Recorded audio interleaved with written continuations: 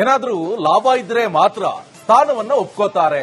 ಲಾಭ ಇಲ್ಲದೆ ಹೋದ್ರೆ ಲಾಭ ಇಲ್ಲದ ಕಾರಣ ಉಸ್ತುವಾರಿ ಬೇಡ ಅಂತ ಹೇಳ್ತಿದ್ದಾರೆ. ಬೆಂಗಳೂರಿನಲ್ಲಿ ಬಿಜೆಪಿ ರಾಜ್ಯಾಧ್ಯಕ್ಷ ಬಿವೈ ವಿಜೇಂದ್ರ ಅವರ ಹೇಳಿಕೆ.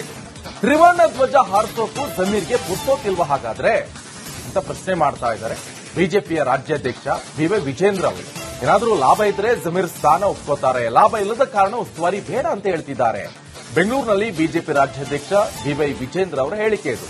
ತ್ರಿವರ್ಣ ಧ್ವಜ ಹಾರಿಸೋಕು ಅವರಿಗೆ ಪುರ್ಸೋತಿಲ್ವಾ ಅಂತ ಕೇಳ್ತಿದ್ದಾರೆ. ಜಮೀರ್ ಅಹಮದ್ ಅವರು ಮುಖ್ಯಮಂತ್ರಿಗಳಿಗೆ ಪತ್ರವನ್ನು ಬರೆದು ವಿಜಯನಗರ ಜಿಲ್ಲೆ ಉಸ್ತುವಾರಿನೂ ಕೂಡ ಬೇಡ, ಸ್ವಾತಂತ್ರ್ಯ ದಿನಾಚರಣೆ ಅಂಗವಾಗಿ ಅಲ್ಲಿ ಹೋಗಿ ನಾವು ತ್ರಿವರ್ಣ ಧ್ವಜವನ್ನು ಹಾರಿಸೋದಕ್ಕೂ ನನಗೆ ಪುರ್ಸೋತಿಲ್ಲ, ಪಕ್ಷದ ಸಂಘಟನೆ ಮಾಡಬೇಕು, ಉಪಚುನಾವಣೆಯನ್ನು ಎದುರಿಸಬೇಕು, ಹಾಗಾಗಿ ನನಗೆ ಜವಾಬ್ದಾರಿ ಬೇಡ ಅನ್ನೋ ಮಾತನ್ನ ಹೇಳಿದ್ದಾರೆ.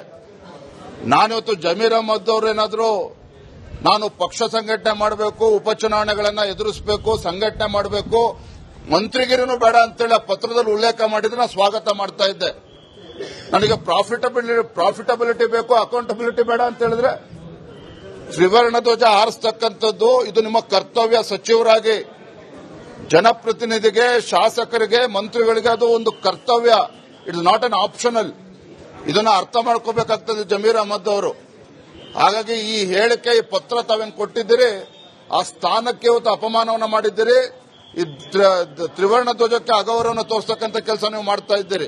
ಜಮೀರ್ ಅಹಮದ್ ಅವರು ಮುಖ್ಯಮಂತ್ರಿಗಳಿಗೆ ಪತ್ರವನ್ನು ಬರೆದು